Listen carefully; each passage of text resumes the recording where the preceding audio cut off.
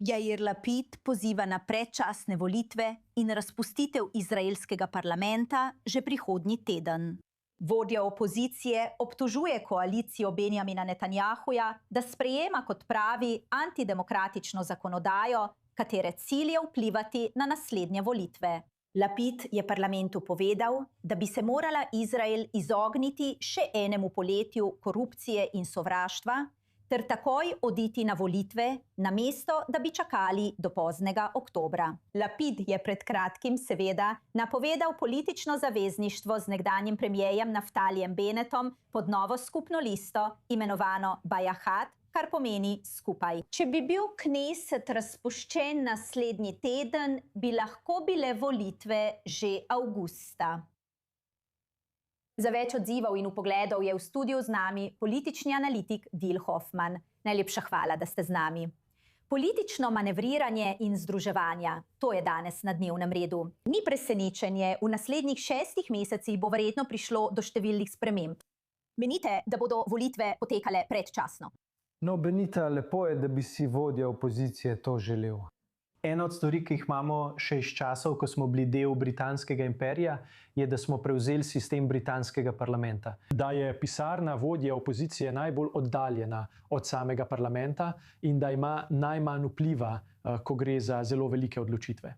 Netanjahu bo to odločitev sprejel sam in trenutno se zdi, da je v njegovem interesu, da so volitve čim kasneje, ne čim prej, če sploh bodo. Zakaj je tako? Je to zato, ker mora počakati na neko zmago, neko objavo ali pomemben razvoj dogodkov, da lahko reče: poglejte, pojdite na volitve, jaz sem vaš človek. Točno tako. Potrebuje, da je Iran poražen na način, ki je nesporen za ljudi v Izraelu, za ljudi v Združenih državah Amerike in kasneje za arabske ter muslimanske države, ki jih upa vključiti v Abrahamove sporazume. Na te volitve namerava iti potem, ko bo razširil te sporazume, da si ga bodo zapomnili kot mirovnika, ne kot hujskača vojne. Poglejmo si podrobneje, kaj bi se lahko zgodilo v zvezi z volitvami. Najpozneje bi se lahko zgodile konec oktobra. Kako vidite, da se bo to odvijalo? Menite, da se bo oblikovala nova vlada? Torej, trenutno poslušamo, kaj politiki govorijo, ko mislijo, da jih nihče ne posluša, če želimo izvedeti, kaj v resnici mislijo. In tako so Gadi Eisenkot ujeli, ko je rekel, da mora obstajati stranka, ki je bistveno večja od Likuda.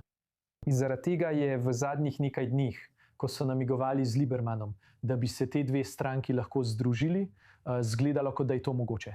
Zdaj pa to ni več tako verjetno. Zdi se, da se bo morda povezal z stranko Biakat, ki jo vodita Bennett in Lapid, ter poskušal predstavljati resen izziv Netanjahuju. In potem bo Netanjahu pripeljal svoje ukrepitve in imeli bomo resnično dvoboj Bennett proti Netanjahuju.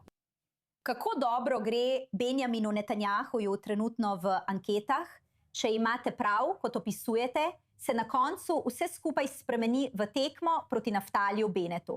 Kako priljubljen je trenutno Benjamin Netanjahu za začetek? Če pomislite, kje je bil po 7. oktobru, je čudež, da je zdržal tako dolgo, da ankete kažejo, da je izenačen z Bennettom. In veliko bo odvisno od tega, kaj se bo zgodilo v naslednjih nekaj mesecih. Ali bo glavna tema volitev nekaj dobrega za Netanjahuja, kot je sklepanje miru z arabskimi državami in njegov vojaški uspeh, ali pa bo šlo za njegove neuspehe pred in na 7. oktobra. V nedavnih intervjujih je res kazal, da priznava določeno stopnjo odgovornosti, občutek, da so bili vsi krivi, da ima vsak del krivde, ni neposreden citat, ampak je bilo to nakazano, če lahko tako povem. Ali mislite, da se premika proti spremembi strategije? Te volitve bi lahko bile že oktobra. 7. oktober bo za mnoge ljudi po vsej državi na prvem mestu, ko bodo oddali svoj glas. Če bi želel prevzeti kakršnokoli krivdo, bi lahko že jutri ustanovil preiskovalno komisijo. Videli bomo, kaj bo Kneset storil v zelo kratkem času, ki ga še ima. Sprejeli bodo zakon proti generalnemu tožilcu, sprejeli bodo zakon proti medijem.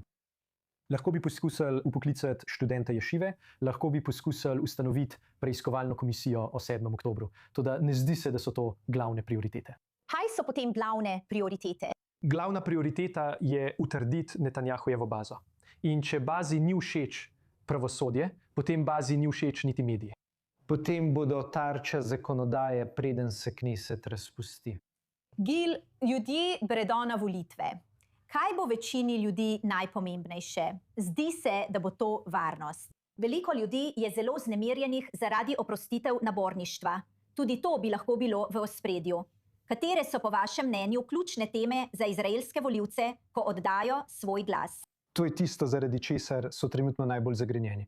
Najbolj zagrenjeni so lahko zaradi tega, ker ultraortodoksni ne služijo vojaškega roka. Najbolj zagrenjeni so lahko zaradi tega, ker so bili njihovi prijatelji in družina umorjeni 7. oktobra, ali pa so najbolj zagrenjeni nad svetom, ker pritiska na Izrael in menijo, da potrebujejo Netanjahuja, da ta pritisk odvrne. In potem so lahko najbolj zagrenjeni nad arabskimi državami, ki lahko še vedno nadaljujejo to vojno in menijo, da potrebujejo Netanjahuja zaradi varnosti. Zato zanj glasujejo že 30 let. To bomo zvedeli na dan volitev, pa naj bo to 27. oktobra ali nekoliko prej. Počakali bomo in videli, kako se bo vse skupaj odvilo, glede na vaše bogate izkušnje v medijskem svetu. Za konec bi rada slišala vaše mnenje o izjavi Benjamina Netanjahuja, ki je dejal, da Izrael ni bil uspešen v propagandni vojni. Mislim, da se s tem občutkom ne bi veliko ljudi prepiralo.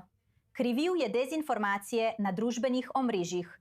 Zakaj Izrael tega nima pod nadzorom? Glede na intelektualni potencial, ki obstaja v državi, zakaj niso sposobni obvladovati tega spopada narativov v središču medijske pozornosti? Zanimivo je bilo, da za to ni krivil sebe. Že nekaj časa je predsednik vlade, pa 7. oktobra, ni imel tiskovnega predstavnika za tuje medije. Krivil je bote. In res je, da je krivda razpršena na več strani. Trenutno pišem knjigo o tem, vendar je treba narediti še več. Končno je imenoval vodjo nacionalnega direktorata za javno diplomacijo Tzipi Hotovely, nekdanjega veleposlanika v Veliki Britaniji, ki je zelo sposoben. Čaka jih še veliko dela. Vsekakor je še veliko dela, ki ga je treba opraviti. Cenim vaše vpoglede. Gil Hoffman, hvala, da ste bili z nami v studiu v oddaji The Rundown. Pred nami so zanimivi meseci. Čakamo, da vidimo, kdaj bodo volitve in kako se bo vse skupaj odvijalo.